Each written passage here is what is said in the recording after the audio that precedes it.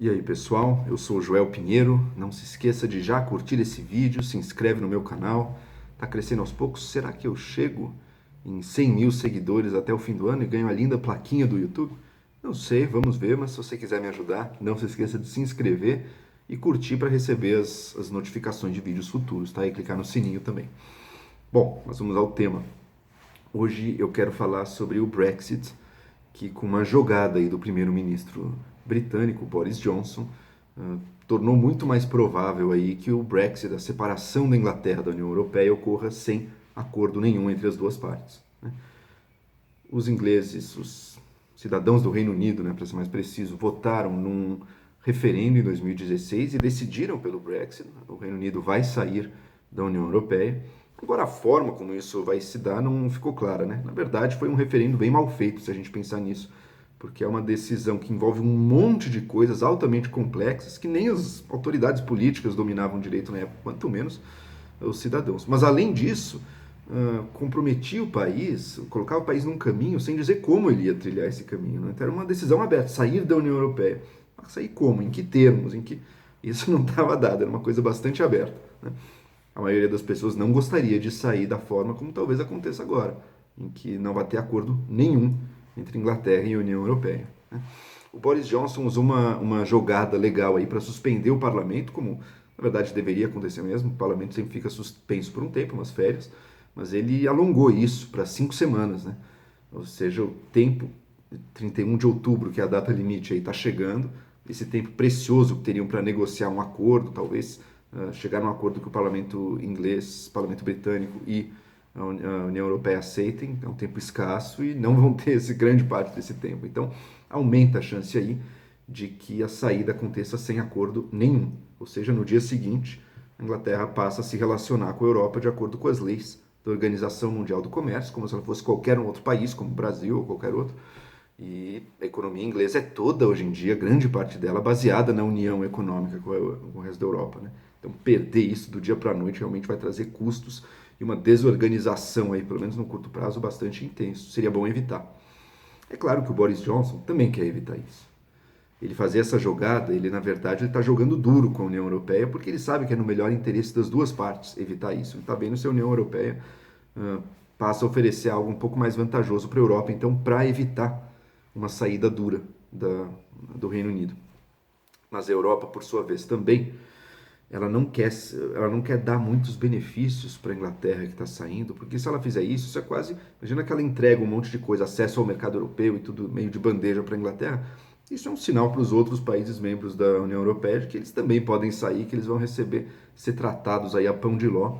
Seria um péssimo incentivo para um bloco que está querendo se fortalecer, né, que está querendo aumentar a coesão e não incentivar justamente os defectores, incentivar quem está saindo.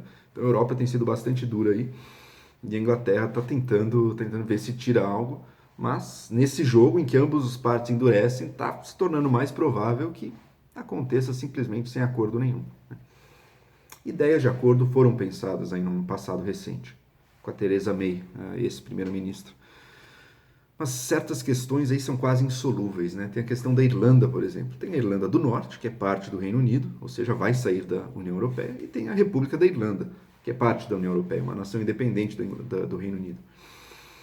E há uma fronteira entre as duas que foi assim uma luta assim de décadas e de guerra, né? Lembrem-se que havia terrorismo e guerra real ali ligado à questão separatista na Irlanda. E conseguiram fazer com que essa fronteira entre os dois fosse totalmente aberta, né? E com livre circulação de pessoas e produtos também. Não existe uma fronteira efetiva ali. E agora, se o Reino Unido sair da União Europeia, a ideia seria que vai ter uma fronteira ali, mas isso é muito ruim para o sentimento irlandês. De alguma maneira, são ali pessoas que se consideram parte da mesma coisa, né? São parte da Irlanda. E seria muito ruim para a relação entre Irlanda do Norte e Irlanda que aparecesse essa fronteira, essa alfândega, no mínimo, entre os dois aí.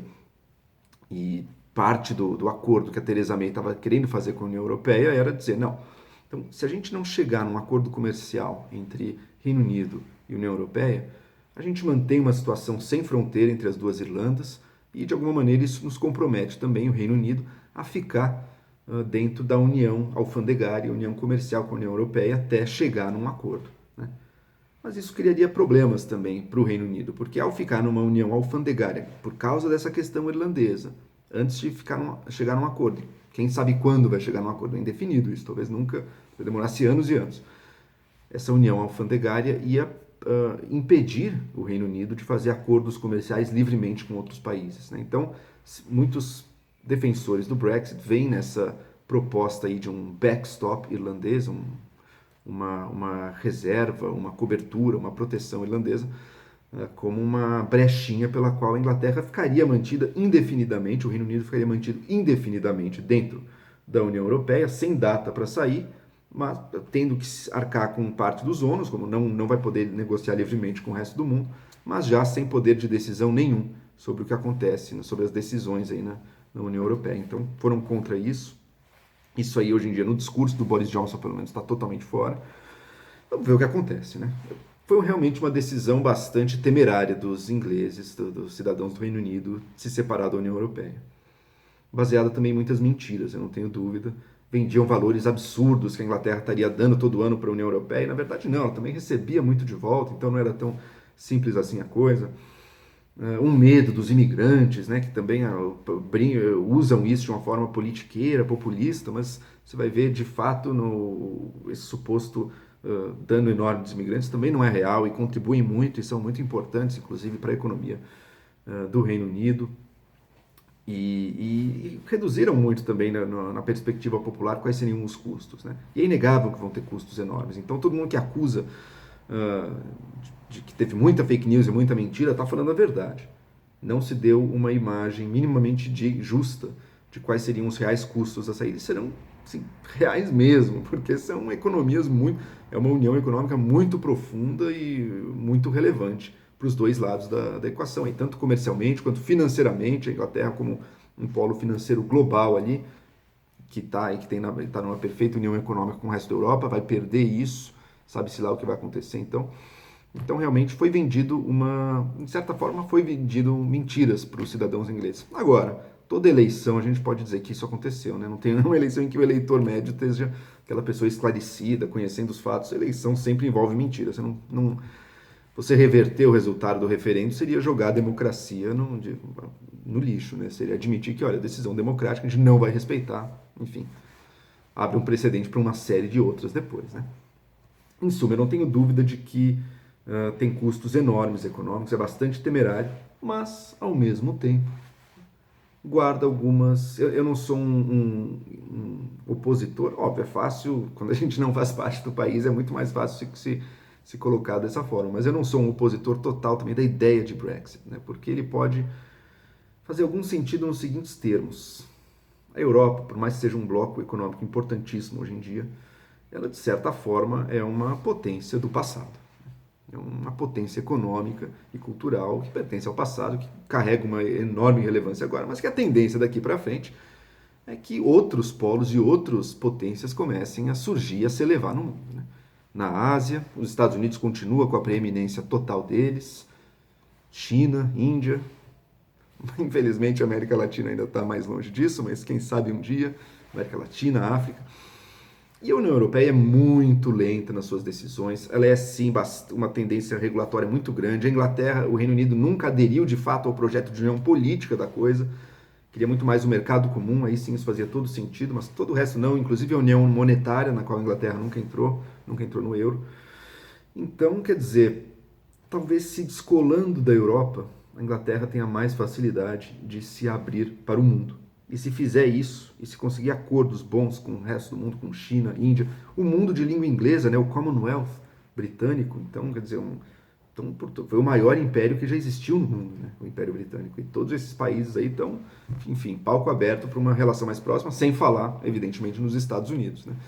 Então, realmente, se bem feito, se bem costurado com inteligência e abandonando a retórica do nacionalismo econômico, que dominou muito do Brexit também, né? Essa ideia de que não, vamos produzir aqui dentro, vamos nos fechar, isso é morte, assim, vamos preservar os empregos na Inglaterra, portanto não vamos comercializar tanto com o resto do mundo, nem tanto com a Europa.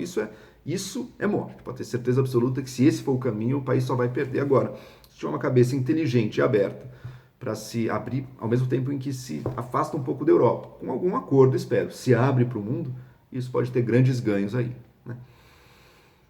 E faz parte um pouco da identidade da Inglaterra também, né? Um dos grandes momentos da história da Inglaterra foi justamente quando, mais ou menos 500 anos atrás, o país rompeu também com o que era um equivalente da União Europeia, porque universalista, abrangindo vários países, que era a Igreja Católica, né? A Inglaterra rompeu com a Igreja Católica, não por questões teológicas propriamente, mas por questões políticas, que depois deram ensejo a adotar uma teologia diferente também, mas inicialmente era mais político do que qualquer outra coisa. E em vez de Bruxelas era Roma, mas também um poder supranacional que abrangia vários países e que impunha uma série de restrições a eles, inclusive nas relações entre os casamentos e a monarquia, que foi o motivo, o pretexto utilizado ali. Foi sem dúvida uma ruptura que, do ponto de vista da justificativa, era frágil, mas que libertou a Inglaterra também e que, de alguma forma, colocou a Inglaterra olhando para outro lado. A Inglaterra não estava mais tão envolvida nas polêmicas e nas lutas pelo império dentro do continente europeu. Até pouco tempo depois ela perdeu totalmente as poucas terras que ela ainda tinha ali na França, no território que hoje é a França. E se abriu para o mundo, né? Passou a olhar muito mais para o Atlântico, para o oceano, do que para o continente europeu. E quem sabe a Inglaterra volte a fazer isso, olhar mais para o mundo do que para a Europa. No curto prazo é ruim? Acho que sem dúvida, acho difícil alguém achar que no curto prazo vai ser bom, mas retomando um pouco esse poder de decidir acerca das regulações internas, das próprias leis, e quem sabe, com inteligência, se reposicionando economicamente num mundo no qual estão emergindo novas potências fora desse velho eixo Europa e Estados Unidos, né? Na qual a Europa está lutando aí para preservar e para manter sua importância num mundo que está saindo desse eixo. Quem sabe a Inglaterra pode aí com mais agilidade se reposicionar, né? Lembrando que na época, no século XVI, a Inglaterra não era o único país que olhava mais para o Atlântico, mais para o oceano do que para a Europa. Tinha um outro também na Europa Ocidental, né? Portugal. Também criou o seu império e o seu mundo aí fora da União, da Europa da época, né? Olhando para o Brasil, depois para o Atlântico de maneira geral. E abandonou essa pretensão há muito tempo, mas ainda nos deixa sonhar, assim como o Commonwealth inglês nos deixa haver um certo tipo de união entre vários países do mundo para uma origem comum. Quem sabe um sonho aí que sempre ficou na alma portuguesa também e dos seus descendentes desse mundo luso, quem sabe possa nos inspirar também para que a gente reforce essas nossas raízes em comuns com Portugal, países africanos e outras colônias feitas aí na Ásia e até na Oceania. É isso aí, não quero ficar com delírios proféticos aqui que sempre voltam na história, mas de alguma maneira o mundo hoje é mais global do que nunca. Inglaterra e Portugal foram dois grandes pioneiros da globalização séculos atrás, e o Brexit, por mais ruim que possa ser, no curto prazo certamente, e no longo, se não levar a coisas maiores, guarda também a semente de uma nova forma de se relacionar, olhando com horizontes muito mais expandidos do que a Inglaterra vinha fazendo nas últimas décadas. E é isso aí.